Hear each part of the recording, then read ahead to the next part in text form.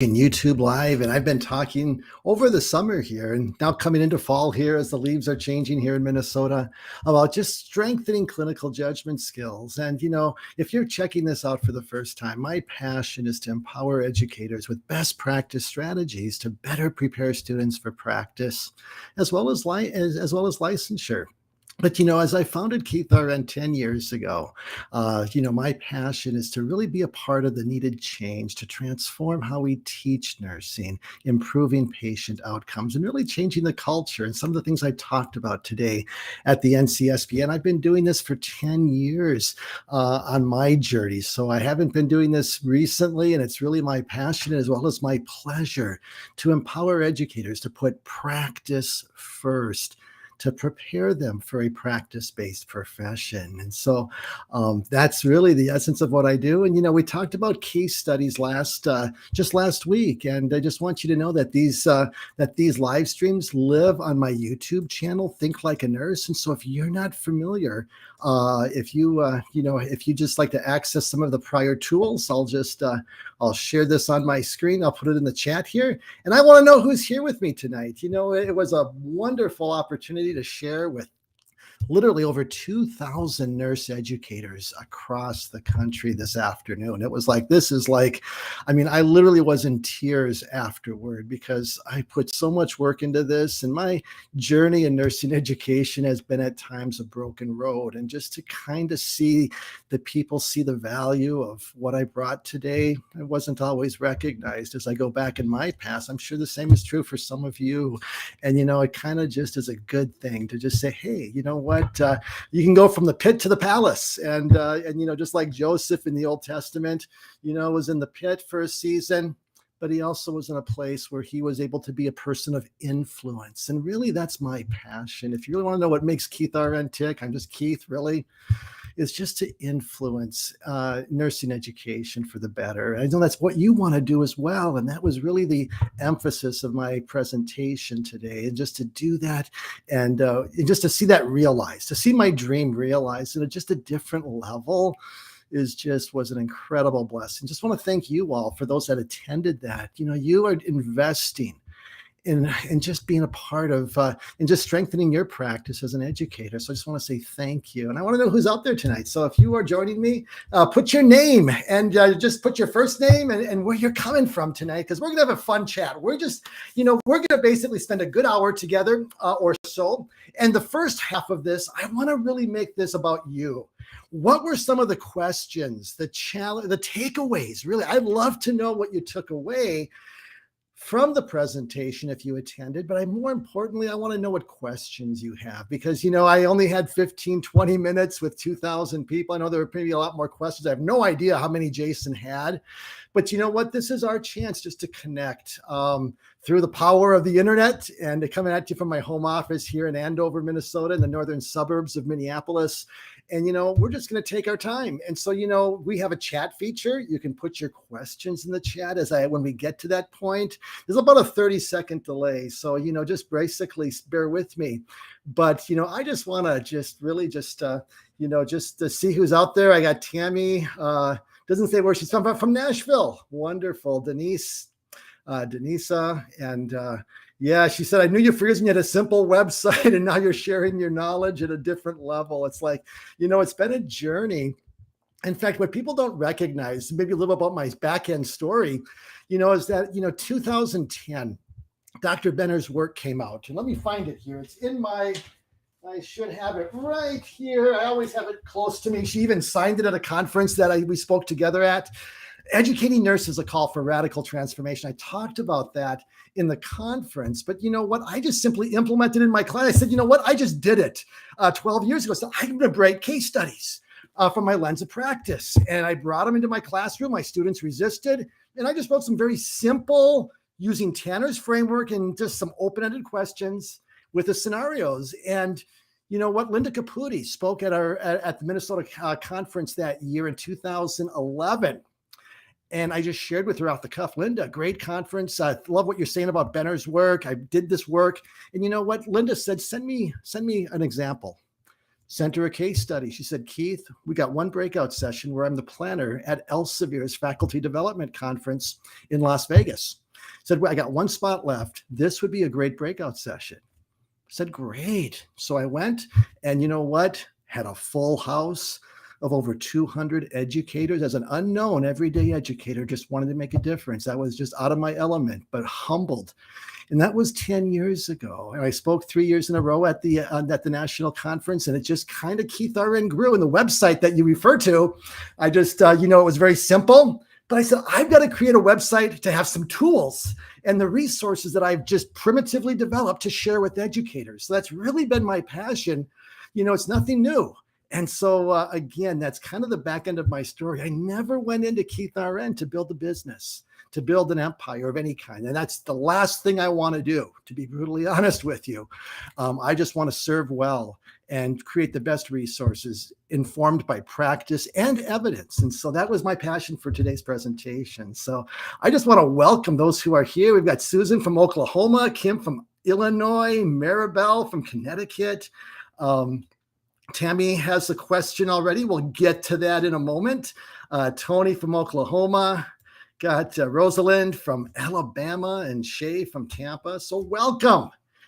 Thank you for, again, taking a little bit of time. You had a full day today at the conference, and here you are, many of you tonight. So we're going to keep this relevant to your needs and what you're wanting. And so, the bottom line is that, my focus is really to know what questions you have. I'd like to know your takeaways. So if you had even from the conference as a whole, what did you take away? Or from my presentation, if you attended, what was it that I'm going to do that differently? I'm not going back. I'm going to burn some ships, kind of like the Spanish explorer Cortez did when he came to the new world in the 1500s. Says, we're not going back. We're burning the ships that they came across the Atlantic in. And we got to burn some ships in nursing education. And I talked about that. But what are your ships that you're going to burn? I'd love to hear it, and just kind of support each other in this time together, because this is really a group, this is a group discussion. But the last half of the presentation tonight, I'm going to share something really special. Many of you know that I have a membership platform called Think Like a Nurse, and it's been around for about 5-6 years. All of my case studies, all of my resources. Well, I just recently upgraded that completely, like version 2.0. And I want to show you, and just kind of show you how you can operationalize at a much broader level the tools, the case studies, and just a way that you can kind of just be empowered. Because if there's one thing that I know about nurse educators, and that was my journey, I never had enough time. I was passionate, but I had to make time and sacrifice to do the things I did 10 years ago to change my teaching. And I know that all of us have a full platter and then some. So really, I'm going to share some of the new tools and resources inside the membership that can best serve your needs. And so stay with me. And I just am pleased to share what I've got, share a discount, and give you and answer your questions, and kind of give you a look under the hood. It just released 2 days ago. And so if you're a member already, you're going to get access next week. I got to kind of get some things. Things are still kind of not messy, but we've just got to get it firmed up to where it needs to be, and then we'll get everybody in. But the bottom line is that I just want to know, like I said, your aha moments and takeaways. And so I had a question right here with Tammy. I think she was the first question. And so, throw your questions right now in the chat, because there is a little bit of a delay. And I don't want to have any awkward silence. I don't want to ramble. Okay, so I've done enough of that already. But Tammy says this. Let me throw it on and what I can do, Tammy, I'm going to throw it on the screen so we all can see it. I would like to hear your thoughts about how to teach nursing process more effectively. And you know what, Tammy, as I shared today at the conference, the nursing process isn't going anywhere. And, I've read some articles in the nursing literature saying, well, the nursing process is 50 years old and we got to embrace new ways of thinking and kind of discarding this vestige of our past. I strongly disagree. And, the nursing process, like I share, is a fundamental strategy, but we need to integrate it with other frameworks of thinking. And Dr. Benner wrote this 12 years ago. So we need to develop other ways of thinking in addition to critical thinking, with an emphasis on clinical reasoning. Well, the nursing process is one clinical reasoning framework. And really, to keep it really simple, it really is a matter of intersecting the nursing process and Tanner's framework. So, as I unpackaged, if we understand nursing process and the steps of nursing process, let's see how they intersect, Tammy. And so, for example, you know, assessment of nursing process. Well, as we lay that foundation of not only doing assessment skills and assessing the patient, we bring in Tanner's framework and talk about, and our students don't even need to know Tanner. We don't have to kind of like say, well, there's another way of thinking besides the assessment. It's these 4 steps of noticing, interpreting, planning, responding. You know what? We don't have to go there. We don't have to teach that framework intentionally to our students, or even the NCSBN framework, which I strongly commend that we do not do. But in essence, we need to just make visible to our students. That's our role of the noticing skill. What is most important as you assessed your patient, as you reviewed the medical record? We start with assessment. So we lead with nursing process, but then we intersect it and take it to a higher level with what are you noticing that's most important? You see, you're making a distinguishment. You're not just collecting. How many of you know your students like to collect data? They can collect all this information, but the bottom line is they can create, they'll as long as your clinical paperwork is, they'll fill it up, but they don't know what they're really looking at. They just are filling in the blank. Tanner's framework says, what are you noticing that's most important? What's relevant? What's irrelevant? What's really not that important? It's kind of like just even like how the NCSBN is going to replicate that with the test questions, with having irrelevant information. It's in the medical record as well, helping us distinguish between what's most important and not important as we teach assessment. That's the first step, Tammy.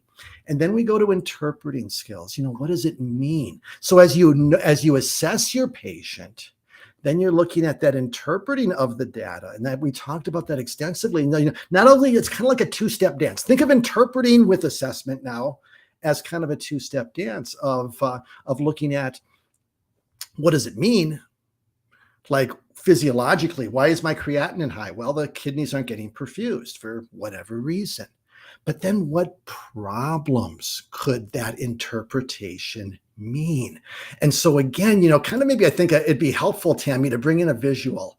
And I love this visual from ATI that they gave me permission to share with educators. And it really is a beautiful illustration of that, noticing how it aligns with assessment as well as the recognized cues of NCSBN. So again, we see that alignment, but then we look at interpreting and we see how that aligns with analysis and the planning. You're beginning to now say, how am I going to respond? And so again, teaching as you start with nursing process, we're going to start kind of not just like, what's the nursing plan of care with your planning and intervention, just like, okay, interpreting the problems that could be present as a result of the data you're collecting. You see, that's a higher level skill. Nursing process doesn't go there. You see, and that's why we must recognize as educators, inform it from your lens of practice, that in essence, the nursing process is a very linear model. It's a foundational model, but it's not the only way that we must teach. And then as we look at priority setting, so as we look at the planning stage and then go into the responding phase of Tanner's, how does a nurse practically think, Tammy? And that's where we need to get away from NANDA and 3-part nursing diagnostic statements, or trying to make any one of the 200 diagnostic statements of NANDA fit a patient priority. It wasn't meant for patient care. That was a taxonomy 30 plus years ago to be a language for the profession, but not to inform practice. And again, we muddied that up decades ago, and we're still entangled. We got to disentangle, and I think we're getting there, and I'm very thankful to see that. But again, we're looking at that responding. How does a nurse respond with the priority? You see, this was a great question that I think I saw in the chat. It's not just like, what's the role of NANDA? NANDA is a taxonomy to use when it fits. There's about 10% of that taxonomy that I think I use as a nurse in practice. Acute pain, chronic pain, in impaired gas, the impaired oxygenation and gas exchange, perfusion as it relates to, that aspect, as well as risk for falls, etc. Some of those risk diagnoses very valuable to anticipate potential problems for your patient, but it's limited. And so again, that aspect is there. And then when we look at reflecting, evaluation of nursing process, this is the beauty of Tanner. Evaluation of nursing process only focuses on the patient. Oh, how'd the patient respond? What was your outcome? Did it respond as expected? What's going to do different? What's kind of like, what are we going to do?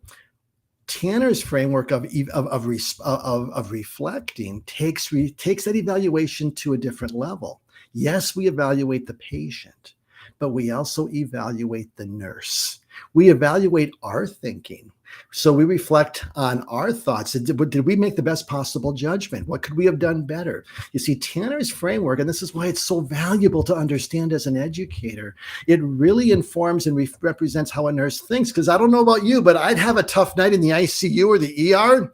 And I was wondering, did I really, it's kind of like you come home and you think about, did I make the right decisions? What could I have done differently? Sometimes you go to work the next day and said, oh, your patient went to ICU 2 hours after you left. Well, you feel like, oh my goodness, what did I miss? Maybe you did, maybe you didn't. But we reflect on our thinking. So Tammy, that's kind of where I think, as educators, we can kind of just take it to another level, but we can always start with Tanner's framework, like I shared, with our fundamental students. Don't save it for second year. They need to start thinking day one and applying knowledge at their level to inform their practice. And so I hope that was helpful, Tammy. And if you have any other thoughts or questions to clarify what I shared, please do so. And so, Kim, I just have some thoughts here. Kim had this thought to share. She said, having the students fill in all the blanks.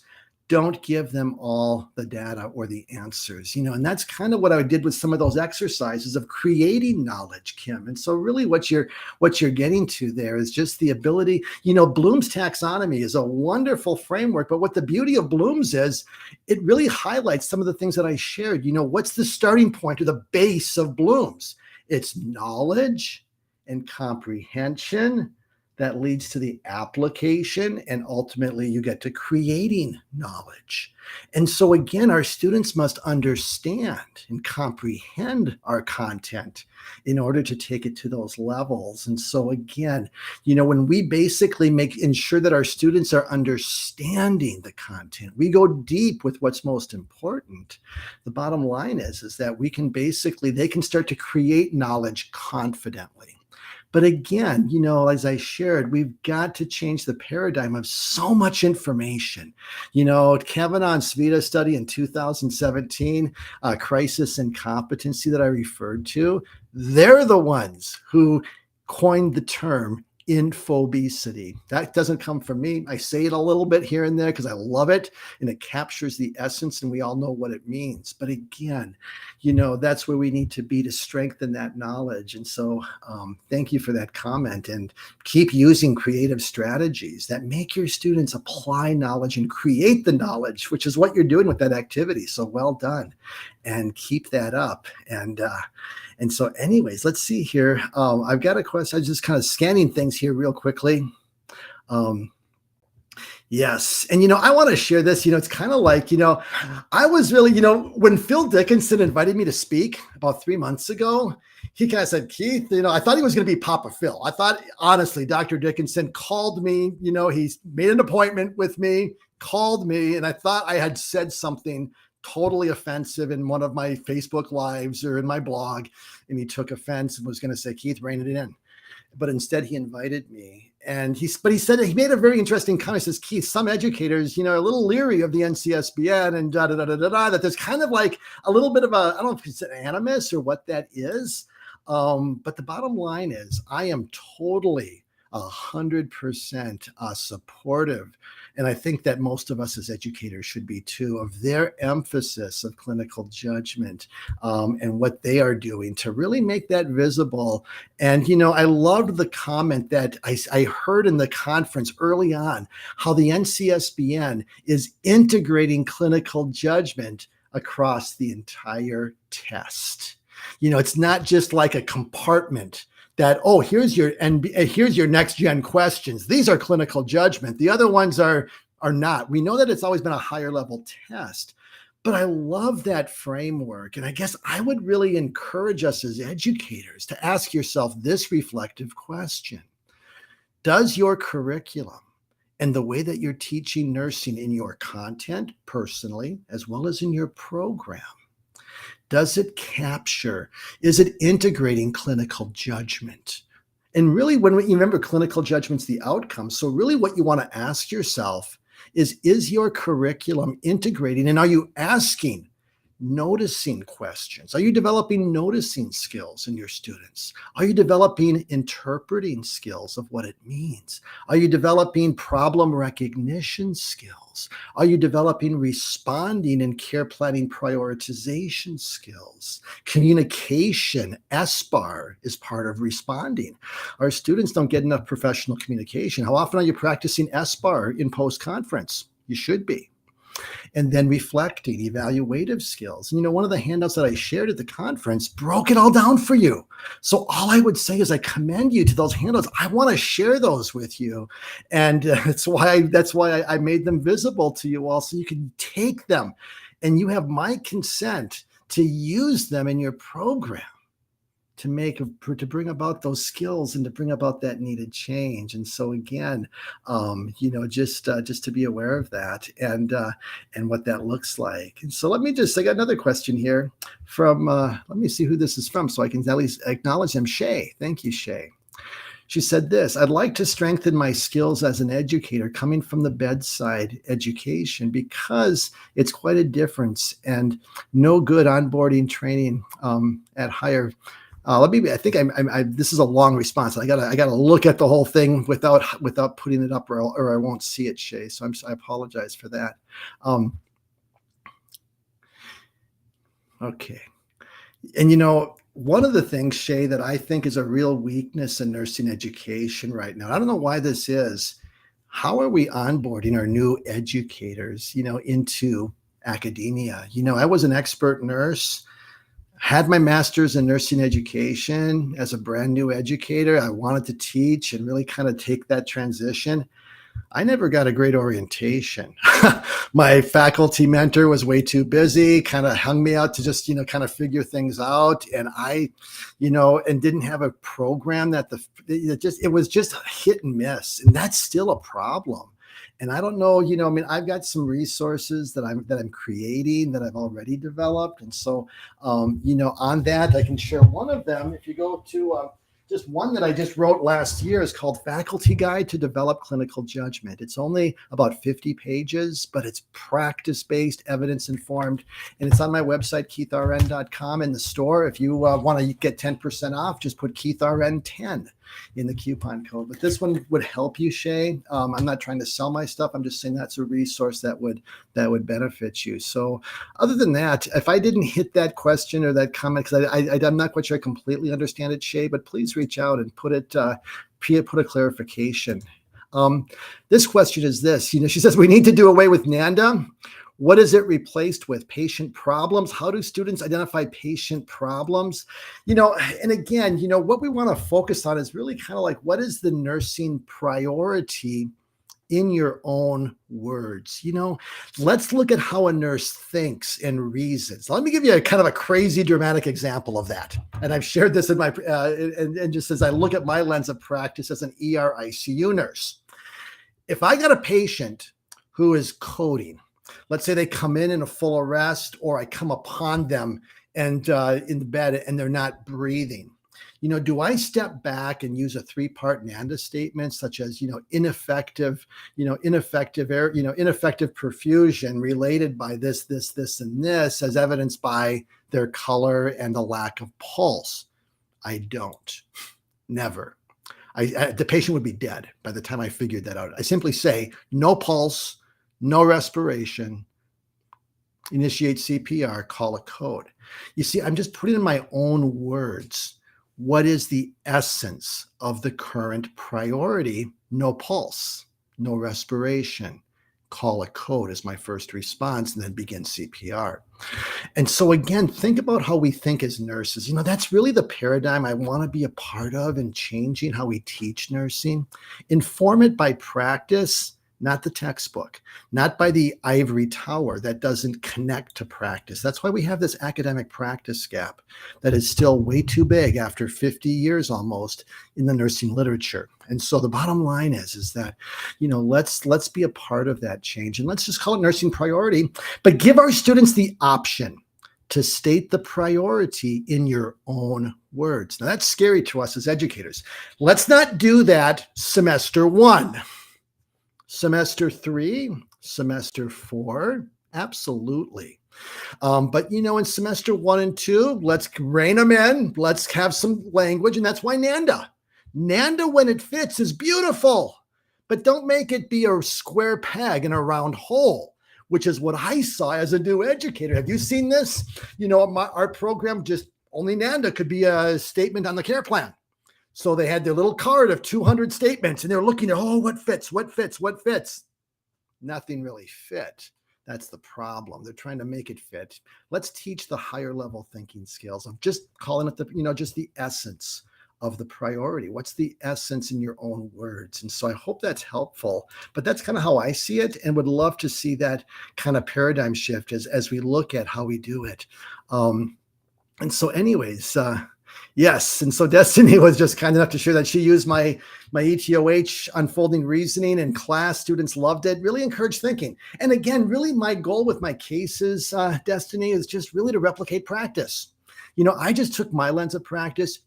You do the same as your from your lens of practice. Bring your stories, but I just bring those realities and those open-ended questions. I cannot say that enough.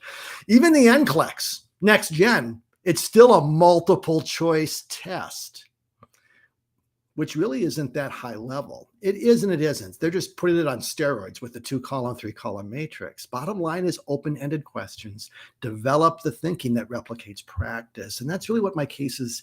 And that's my goal, Destiny. So I'm glad you found it helpful. That's a blessing to know.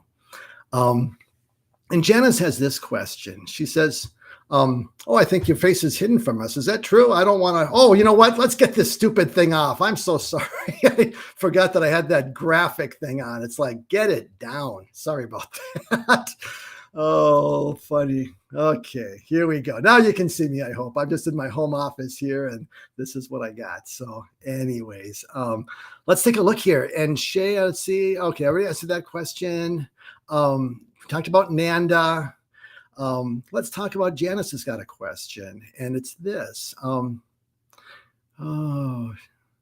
Okay, so maybe Janice, you're just kind of making a statement, but I think it's important. I teach fundamentals, and we're working hard to put it on their novice level. And our recent class activity chose a domain and their practice.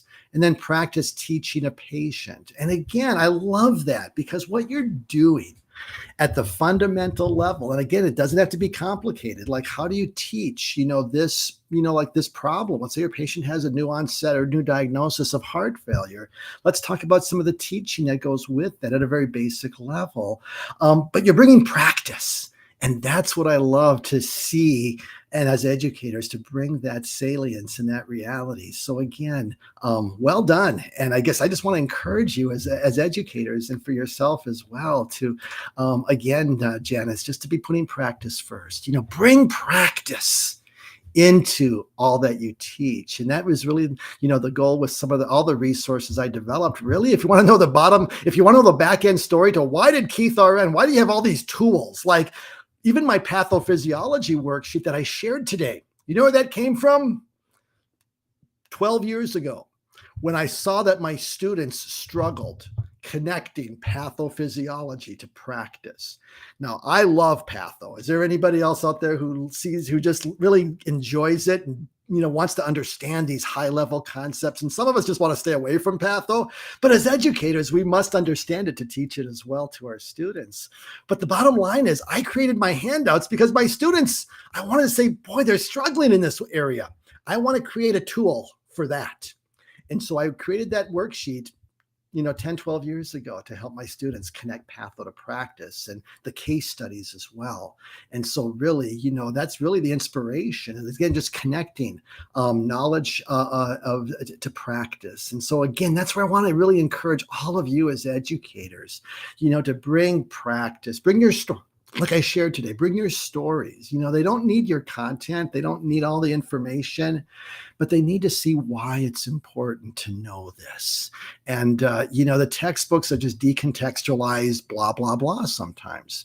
We've got to highlight to our students, you really need to understand, the significance of perfusion and its relevance to an elevated heart rate. Understand what's happening as the heart rate goes up. The body's trying to compensate to maintain blood pressure.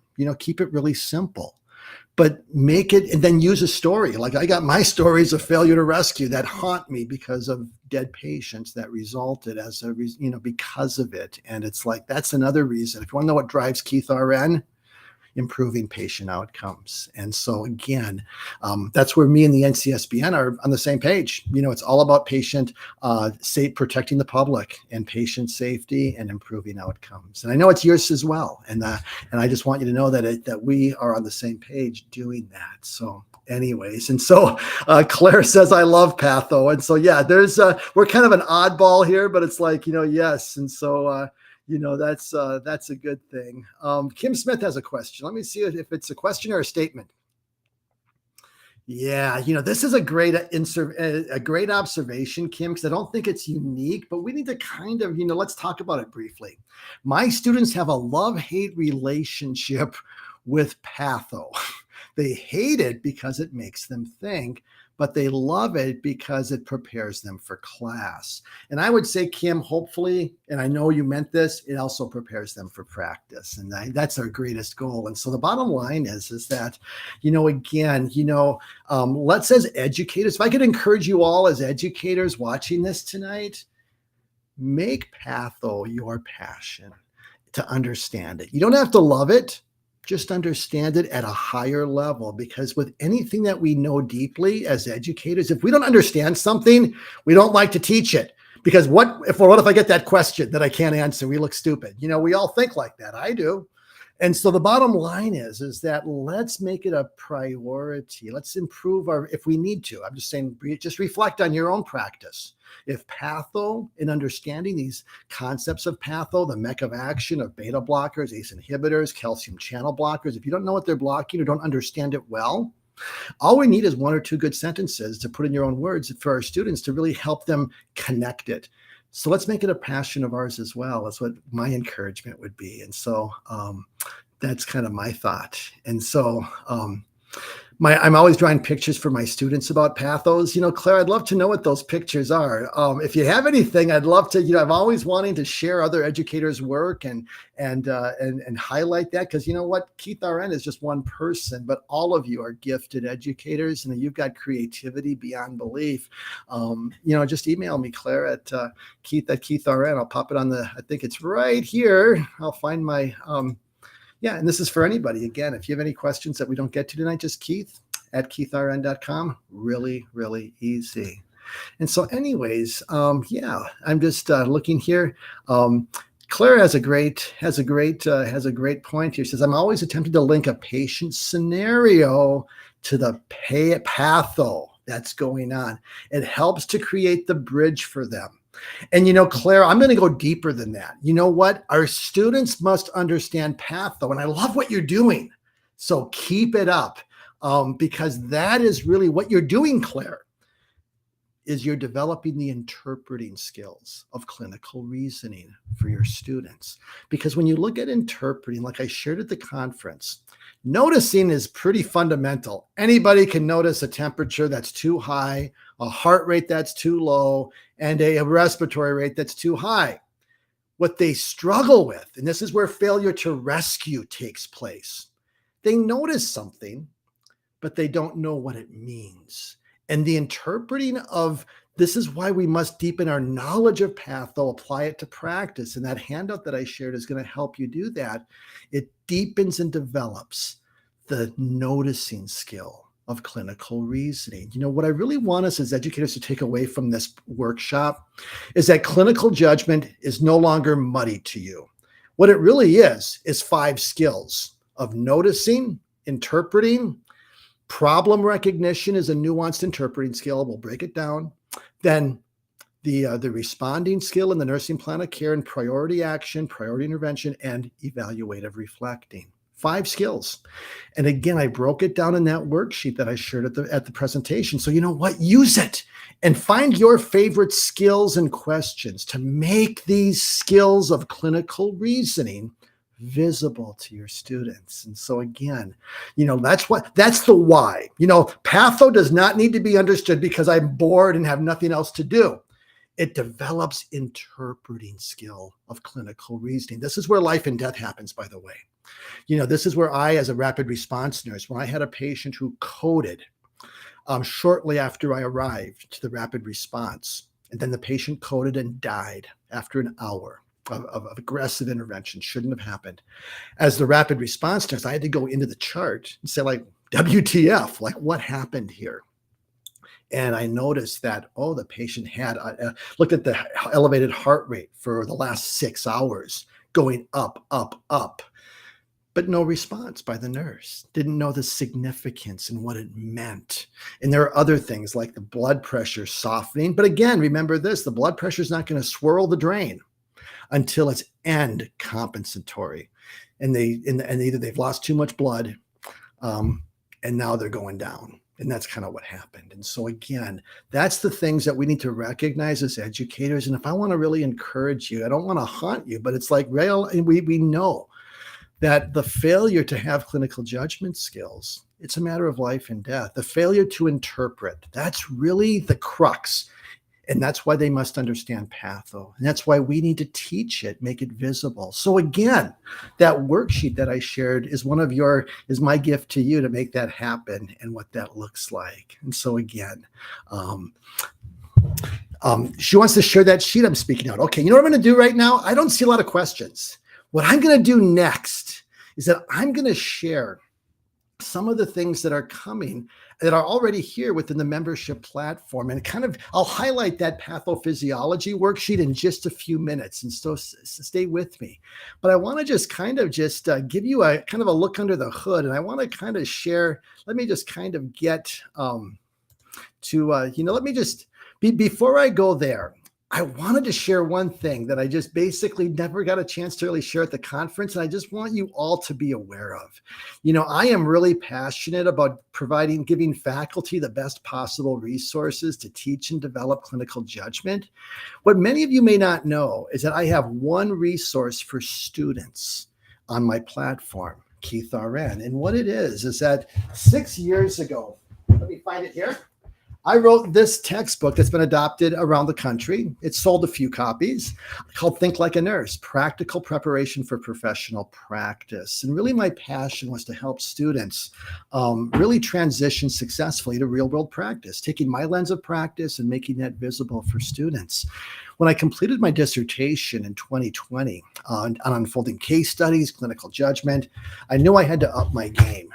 And so I spent a year completely updating it. And what I have developed is a 3-volume set that's at that link. You can use the same coupon code, KeithRN10, but it's 3 volumes. So I just want to highlight it really importantly, just to give you just so you understand it, and then I'm going to move on.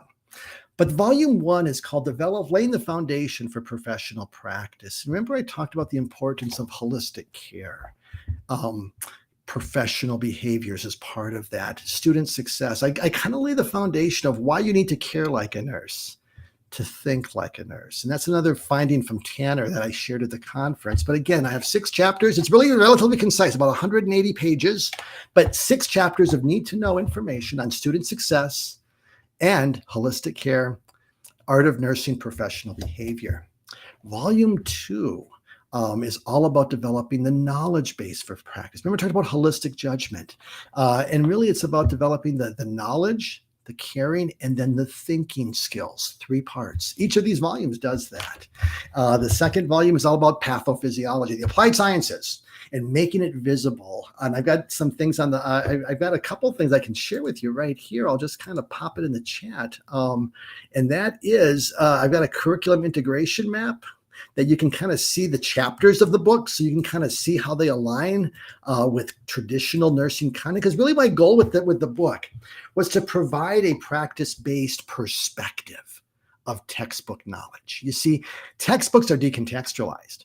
Do your students know how to, they need to see how it's used in practice. And so I wrote these chapters and collaborated with the best that I know of in education to help me write them. And so I just want you to know that resource of understanding the sciences of patho, pharm, fluids and electrolytes, and going deep with those concepts and understanding them to practice. And then finally, the third volume is called Developing Clinical Judgment Skills for Professional Practice. In the last several weeks, we've been talking about that on Facebook Lives, talking about noticing skills. So I've written entire chapters on the noticing skills, interpreting skills, responding skills, etc. That are 9 chapters in length: failure to rescue, problem recognition, and transition to practice. It's a great, many programs are using that as a capstone resource. So again, if you're interested, I have some additional information. Go to the website and just kind of explore it and see what you think. I just wanted to make that visible to you. But what I'd like to do next is just kind of show you some of the tools inside the membership platform that is brand new, and it's totally been updated. So many of you are familiar with what I've been doing with Keith RN and writing case studies across the curriculum to kind of just help educators. I'll make this as big as I can here. And what that looks like. And so what I have here with the new platform is that I basically have got 3 key buckets of content: the case studies, classroom tools, and clinical tools. And then I've got a couple of things that are of courses and webinars. And so I've got a new member orientation module. And what the new member orientation module does, if you're struggling, if you're wanting to understand clinical judgment, for example, and how to teach it, I've got a simple course that you can use that basically just kind of shows you and just basically breaks out the steps of clinical judgment, defining it, the frameworks to teach it. But importantly, what I do with it is that I've got a concise kind of framework of just essential information and then worksheets of like, how do we develop critical thinking? Remember we talked about that today? Well, here's that worksheet right here. It's linked to this, to the orientation module. And so if we go to the Connecting Patho Practice worksheet, I've got it embedded in the website. And essentially what I shared with you, it's embedded. But more importantly, there's the download button. You can download this and any other tool that I've developed. And so this pathophysiology of like, what's the patho of the primary problem? How would you teach it? What body systems are impacted? How is it affected, etc.? What's the priority nursing assessments with this problem and expected abnormal findings? Again, we're developing the noticing and interpreting skills. You can use this in class as a ticket. You can use it as a clinical activity with every problem. It covers every problem because every problem has a patho. And we can deepen our knowledge and application of lab values to practice, as well as pharmacology and the mech of action that treat this. And so again, this is a worksheet that's found in the membership platform. And again, I've got about 20 tools across the curriculum, and I'll share a couple more of those with you and what that looks like. Another worksheet that I'll share is lab planning. When we talk about developing critical thinking, remember it's the knowledge. And one of the things I want us to really recognize is that, just like I think in the presentation today, they talked about how lab values need to be understood. So they recognize the significance and the potential problems that a bad lab represents. Well, as what I developed for my students is a worksheet called Lab Planning that you can use as a member. And this is a tool that I did not share at the conference, but you can download it right here. And what it does is that it basically provides you with the ability, let me just see if I can make this a little bigger for y'all. And basically identify a lab. Like let's say that you're teaching creatinine. Let's say teaching perfusion, you're going to talk about creatinine or renal. what's the lab? What is the significance of a creat? How does it work? What's the physiology of creatinine? Or lactate is a great example for your advanced students. What is lactate doing? And why is it significant? But then the third section here for any lab that you want to deepen the knowledge of is let's connect the pathophysiology, knowing your red flags so you notice a bad lab. Don't just always depend on the reference ranges, because sometimes your reference ranges are not, basically, we want to kind of know what the red flag value is, not just like, oh, it's just like 0.1 too low, therefore it's got a red flag. But what are the nursing assessments you do? What are the priority assessments a nurse will do because of a bad lab? Let's say my lactate is 3.5 and they just came in. It's their first set. That's a problem. It's a perfusion problem. I'm going to watch their heart rate. They're assess their blood pressure. Going to assess their skin color, their urine output. You see, it's connecting knowledge to the patient and to pathophysiology, kind of making that trifecta. And so again, lab planning is another worksheet that you can use in the membership to develop the critical thinking that's essential for practice. I also have within the worksheet some clinical reasoning. So remember we talked about in the workshop about clinical reasoning is the thinking and action skill. Well, you know what? I've got some tools that can help you, that you can use with your students. And one of the benefits of the membership is this. I created the tools for faculty to transform the way we teach nursing. Therefore, faculty pay for it. But it's reasonable and all of your students benefit from it. So I'm not charging your students $50, $100, $200 to access the case studies and the resources. It's basically it's basically part of the license is it gives you the opportunity to share with your students like, for example, the PDFs of these worksheets. You can bring them to clinical and you can print them up. As long as you're using it for your students and your teaching, you're good to go. But so, for example, with fundamental reasoning, it's really just 10 questions that make visible.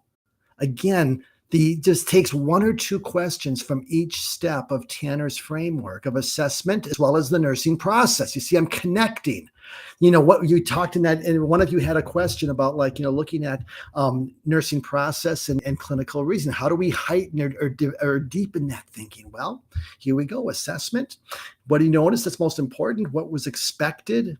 What was unexpected? Those are great questions to, again, develop noticing. And so this worksheet goes through all of the 4 steps of Tanner, integrates them with the nursing process for fundamental students. And so this worksheet, you can use this in your classroom as a Socratic framework. You don't have to write test questions. You can just bring in a story. You can use one of my cases, or you can use your own stories from clinical in post-conference. Use this worksheet as a guide in post-conference to develop what I call that Socratic framework and approach of clinical reasoning. So again, another tool inside the membership. And so, my passion and what's unique about this membership is that it has the tools that your faculty, that students need to teach, but what we need to strengthen how we teach. So for example, I've got some tools on reflection, that you can use in your clinical with your students in post-conference. Let's kind of look at, for example, the reflection in action. That's basically on a judgment that a student made. So again, you can download this, but it's embedded right here. And again, looking at reflecting on the decisions that you made in clinical. And one of the questions is this: as you provided care, what emotions or feelings did you experience? What did you do well today? What do you need to develop or improve? What would you do differently? What did you learn? And how will you apply what was learned to improve patient care? And it's just a simple a simple framework where you can essentially then just, the students can fill it out, discuss it. And again, you don't have to create and reinvent the wheel. You've got a resource to strengthen and develop critical thinking, clinical reasoning, and clinical judgment with your students. And so again, that's really, I'm just kind of highlighting some of the key things here. But again, this is an orientation module that just kind of leads you, just kind of gives you the basic information, but then also has all the links that you need to get started. As we look at the membership itself, I'm just going to kind of highlight the case studies because I want to go through a case study and have some fun before we close it up tonight. And again, I kind of shared a combination of classroom and clinical tools. What I do have for my classroom tools that you're going to like is that I've got tickets to class. And so, for example, some of these one-page worksheets are in one place. That lab planning worksheet is a ticket that you can access. The connecting patho to practice that I shared at the conference is a ticket you can use. I've got another worksheet called Connecting Concepts to Pathophysiology. Again, if you're teaching conceptually, how to connect your concepts to exemplar problems in the pathophysiology. I've got a worksheet for that. So again, a lot of resources. But what I want to share are the case studies because that's really the bread and butter. That's kind of the essence. In my current platform, I have over 80 case studies, close to 100.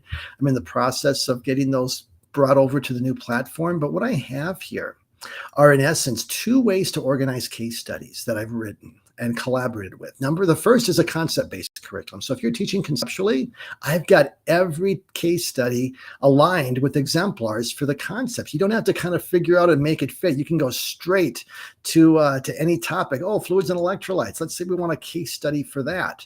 Well, let's open it up and just click it. And basically, oh, there's a DKA, juvenile diabetes type 1, DKA. That's got a rich amount of derangements of fluids and electrolytes, sepsis, septic shock, another one. So depending on the level of your students, again, easily access the resources that you need to transform the way you teach nursing.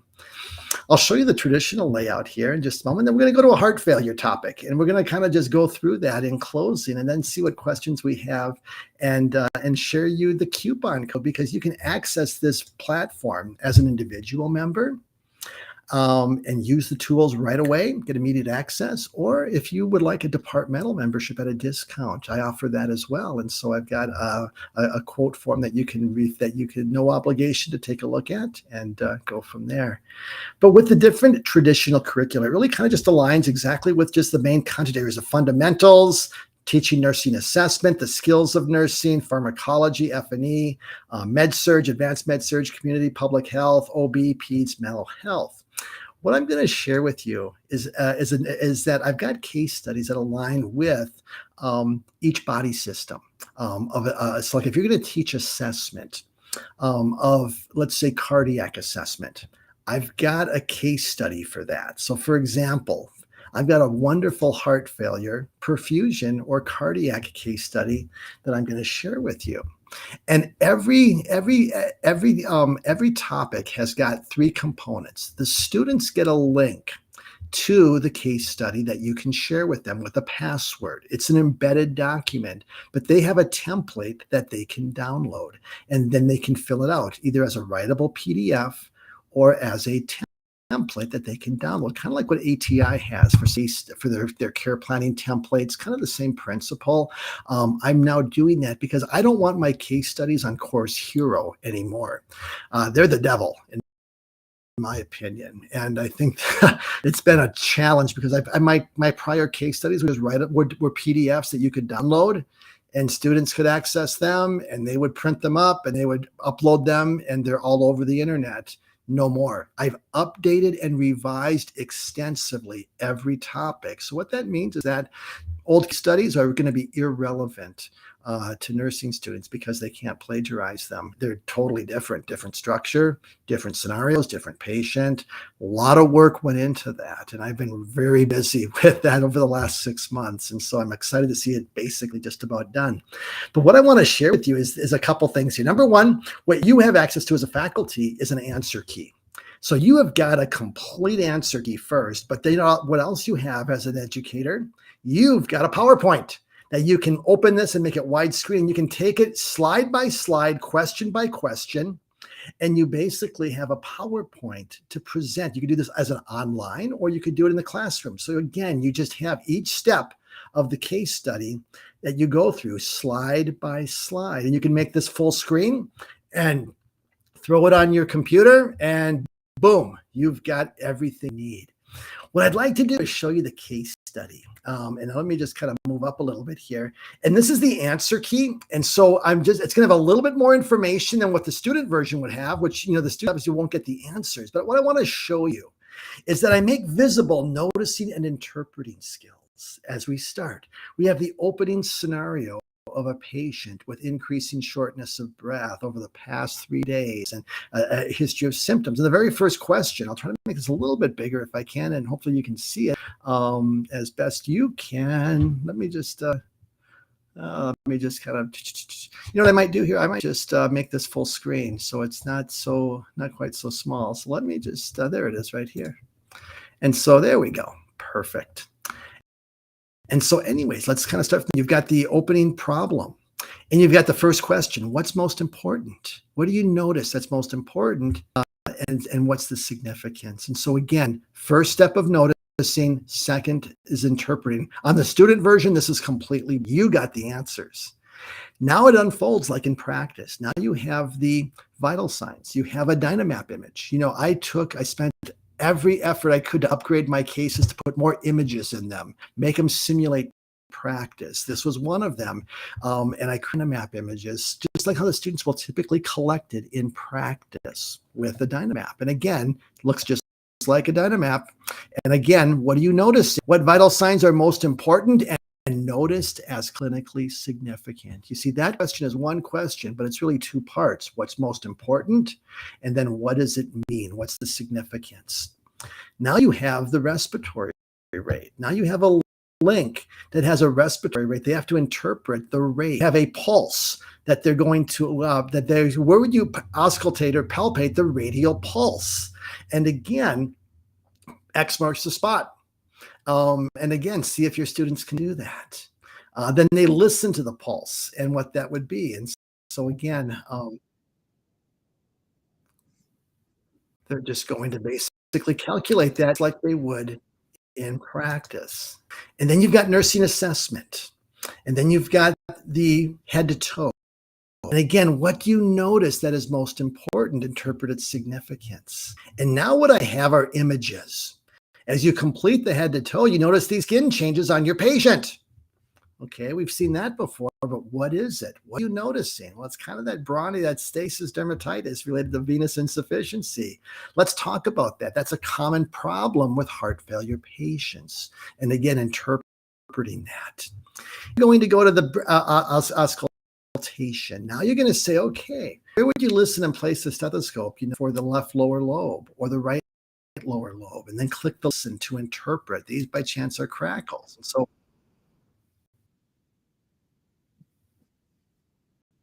okay.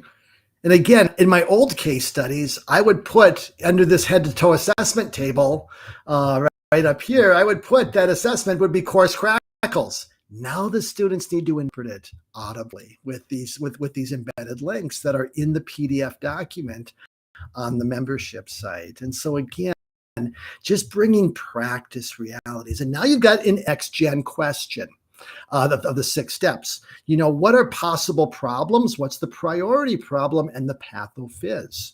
Second question, based on the priority, what would you anticipate for orders? Rationale, expected outcome. Again, get them to deepen that thinking. Management of care, the nursing priorities. Again, very simple. We make nursing process too complicated, or care planning. What simple statement of a priority statement, priority intervention, the rationale and expected outcome. Again, this would be blank for the student version. Now they're going to evaluate the patient. You've done the plan of care. Now you've got a set of vital signs. Now basically make a judgment by using a 3-column matrix. Has the patient's condition improved, not changed, or declined based on the data? And again, I love this question and the application of kind of a 3-column matrix. This is the only place that I do a multiple choice because I think it's a great exercise for students. And again, this would be blank. There'd be no X's on the student version. And then is the overall status improved? And why, or what is it? Yes, you can make these statements and is it overall improved or not and why? And then do a nurse's note. So practice documentation. In the higher level unfolding reasoning, there's an S bar at the end with additional questions. And then the nurse reflection of those reflection questions I shared, these are all embedded into the case study. And so what I've given you as an educator is just a really powerful resource with over 80 topics. They're in the process of getting into the new membership platform. They'll be there all by next week. And so the bottom line is I just want to just kind of just let you know that this resource is something that you may want to just consider as something that you could use in your program to strengthen and transform how you're teaching nursing in your program. And if you have any questions, I just wanted to share just the link for more information on that. And that is right here. It's just, my new URL for the platform is called thinklikeanurse.com. It used to be .co, and I changed it and paid a little extra money to get the thinklikeanurse.com domain, which was still out there. And so I'm really excited to have that. And so again, I just want you to kind of just as a resource that you can consider and you could sign up for at any time. It's now available, and I just want to thank you for that. And so in closing, let me just kind of look at some of the questions or the comments that are coming in so I can answer them before we wrap it up. And so, yes, I shared the curriculum map. And so, Kemi is saying this, I currently teach in a foundations course. It's difficult to find resources. What do you recommend from your resources for students at this level?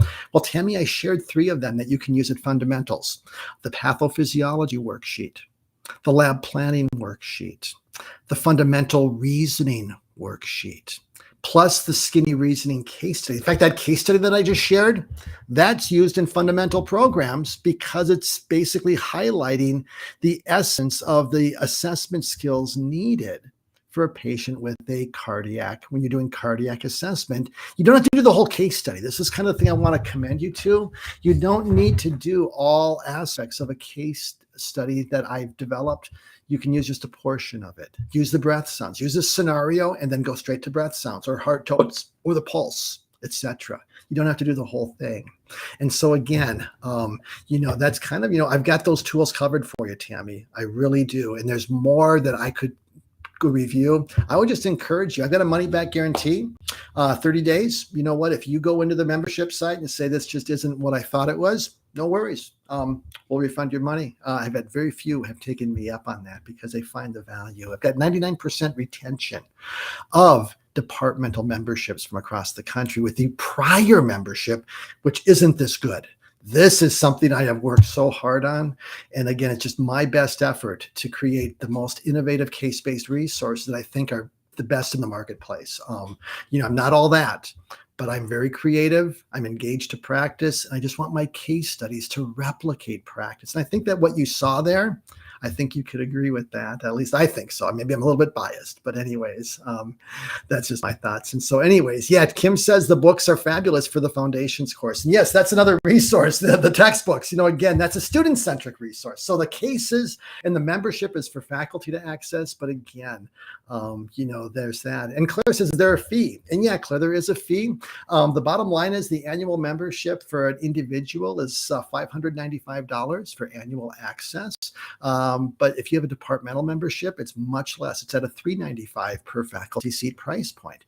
But the bottom line is because there's webinars, faculty development with contact hours, if you have reimbursement, your program could likely pay for that. Or better yet, get your department membership. That's really my passion, is to see departments transform the way they teach nursing. And these resources can help you do that. And so again, the time you'll save in the course of a week, a month, a year, you're worth $50 an hour. You'll save more than 1 hour or 2 hours a month with this. This will save you a lot of time. More importantly, develop the judgment needed for practice. And so again, take a look at that. And so, yeah, you've got that piece there. And I've got no other questions here. And I just want to encourage you all to just you're right where you are for a reason. It's kind of like for such a time as this. I am where I am. But more importantly, you are where you are at the ground level of your program, at kind of in the trenches of warfare. You're on the front lines. I'm on the back. I'm kind of like the reinforcements. I've got the supply lines to you on the front lines. And it really is my pleasure and my passion to provide the best possible resources for you. But you are making a difference. Stay the course. Don't let anyone or anything steal your joy. Don't give anyone that power. Don't give students that power. Don't give uncivil faculty that power. You are needed for such a time as this. Just as I'm doing what I'm doing for such a time as this, every one of you are part of that needed change. And I just want to lead the effort. I'm willing to be kind of like that, that commander and lead the charge. But I need people behind me that are going to follow because they too recognize the need to change it. I'm not crazy. And I don't think I am, or I wouldn't have Phil Dickinson invite me to speak at his conference for thousands of educators, which is, again, a humbling thing. And I'm just incredibly blessed to be a part of that. So anyways, thank you for your time. We'll be back in 2 weeks with another Facebook Live. And I'll probably highlight some things, some of the tools that I've developed that you can just basically, and other things that are, again, we'll build on additional strategies besides case studies. Many of us kind of say, well, Keith, there's more than case studies. And I totally agree. But cases should be foundational. And so, again, we'll talk about more active learning strategies. More importantly, I'd love to see some of your stuff. So if you have got some stuff that you've developed, some tools, you know what I want you to do in closing? I would love to maybe just kind of review those, as well as, and if I see something and see someone that's got something that would be worth, I would love to have you join me as a guest, because this is not about me. It's about empowering educators, and you've got some gifts. If you've got some tools and some strategies that you've used in your program successfully, that your students seem to really kind of gravitate to, just like my case studies, kind of like, wow, students really like these. They're hard, but they make them think, but they're not resisting. They kind of like, they like it in a sick way. If you've got those strategies or tools, I would love to see them. And I'd love to have you as a guest possibly in the future. So again, and you can share your work just side by side. We can just have a conversation with educators listening. So blessings to you all. It's been a pleasure, and I look forward to connecting with you in 2 weeks. Have a great day and take care. God bless.